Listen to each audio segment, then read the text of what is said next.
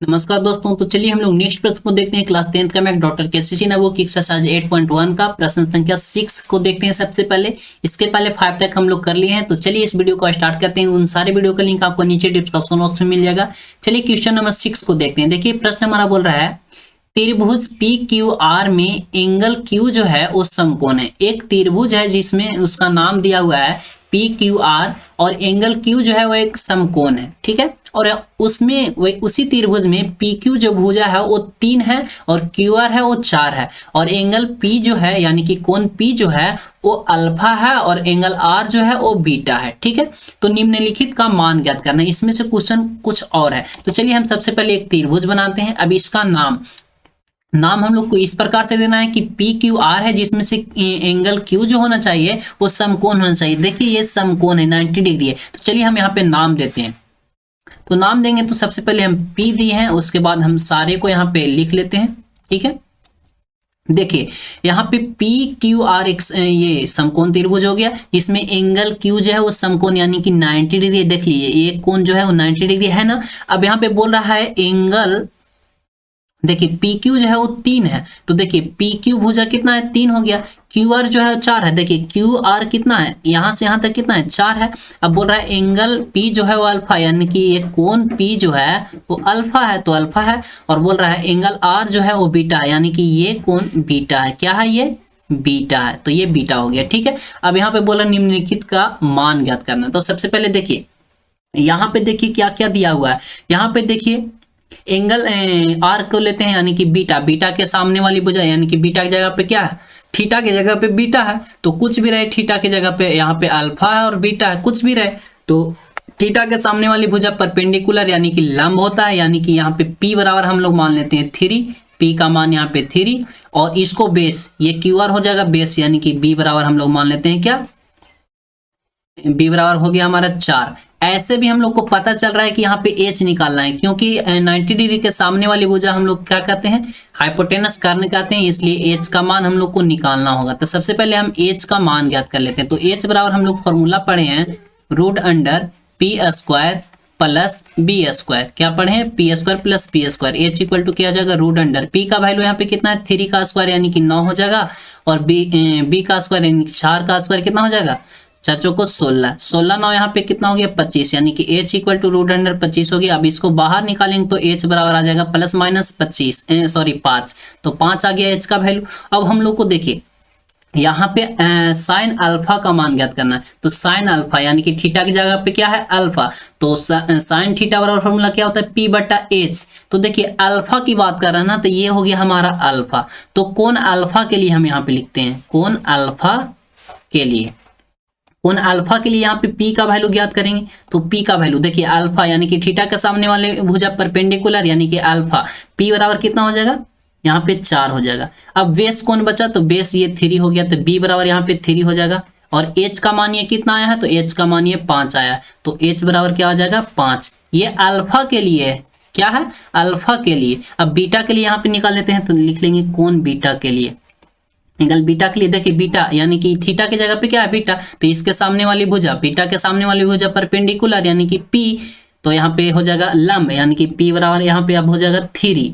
अब बेस निकालते हैं। तो ये देखिए क्यू आर क्या है, बेस हमारा हो गया, b बराबर क्या हो गया 4। अब यहाँ से h का वैल्यू तो नहीं बदलता है, वही रहता है चाहे जिस कोण की बात करें, ठीक है। अब यहाँ से हम लोग को निकालना है साइन अल्फा। तो अल्फा के लिए यहाँ पे देखेंगे क्या होता है, साइन अल्फा बराबर फॉर्मूला p/h। तो p का वैल्यू हमारा कितना है, तो 4। तो ऊपर में हो जाएगा 4, तो ऊपर में 4।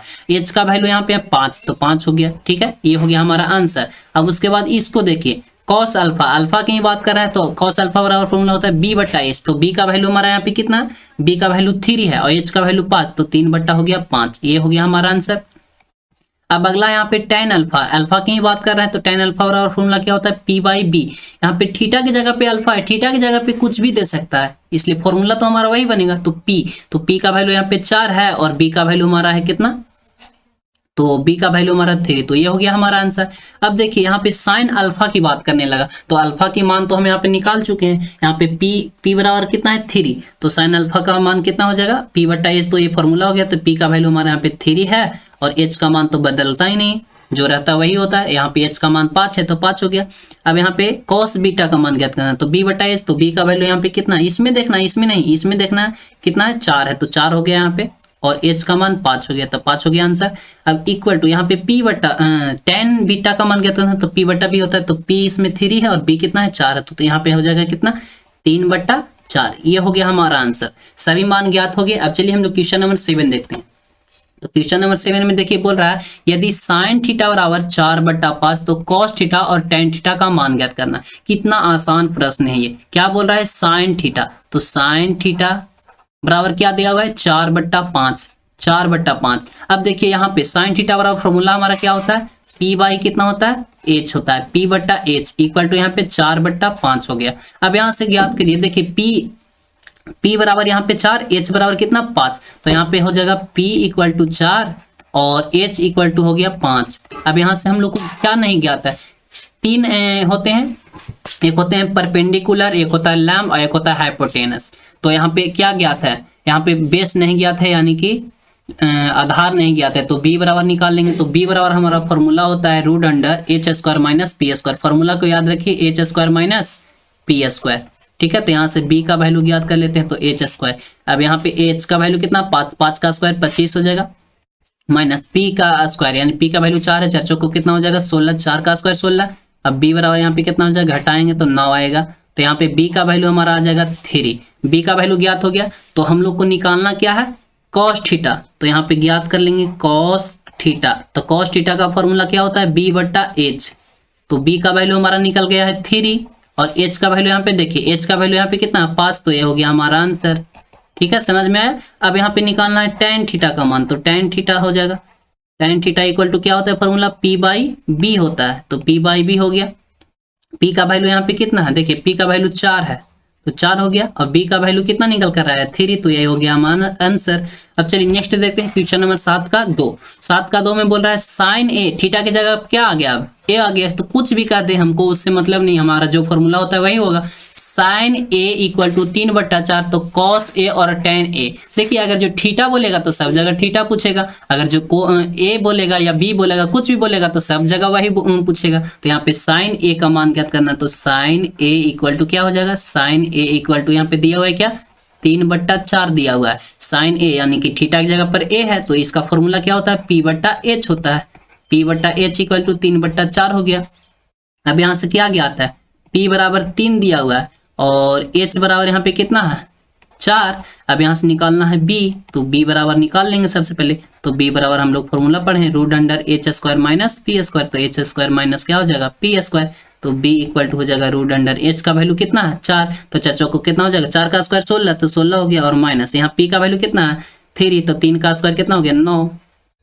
अब b इक्वल टू यहाँ पे घटाएंगे, तो यहाँ पे घटाएंगे तो कितना आ जाएगा 9 8 सॉरी 16 16 16 7 आ जाएगा, 9 7 16। तो यहाँ रूट में आ रहा है कितना 7 आ रहा है, यहाँ पे रूट में कितना आ गया 7, तो इसका वैल्यू हम लोग याद कर लेंगे। तो यहाँ पे b का वैल्यू हमारा आ गया, सबसे पहले जो जो आया वो लिख लेते हैं हम यहाँ पे, ठीक है। यहाँ पे दिया हुआ था पहले p का मान 3 दिया हुआ था और h का मान 4 दिया हुआ है, और यहाँ पे b का वैल्यू कितना है रूट 7 आया, तो रूट 7 आ गया। अब यहाँ से हम लोग को ज्ञात करना है cos a, तो cos a इक्वल टू क्या होगा फॉर्मूला, cos यानी थीटा की जगह पर a ही है, तो हो जाएगा b बटा h, फॉर्मूला होता है b बटा h इक्वल टू b का वैल्यू यहाँ पे कितना है रूट 7, तो रूट 7 हो गया, बटा h का वैल्यू यहाँ पे कितना है तो 4, तो 4 हो गया, यही हो गया हमारा आंसर। अब निकालना है क्या tan a, तो tan a इक्वल टू क्या हो जाएगा, tan a इक्वल टू यानी कि फॉर्मूला हमारा क्या हो जाएगा p बाई बी होगा, तो p बाई बी, p का वैल्यू यहाँ पे 3 और b का वैल्यू कितना रूट 7, तो यही हो गया हमारा आंसर। उम्मीद है दोस्तों कि आपको ये वीडियो पसंद आया। वीडियो पसंद आया तो लाइक कर दीजिए, चैनल को सब्सक्राइब कर लीजिए नेक्स्ट क्वेश्चन का सोल्यूशन देखने के लिए। मिलते हैं नेक्स्ट वीडियो में, आज का वीडियो यहाँ पे समाप्त करते हैं। Thank you so much, best of luck.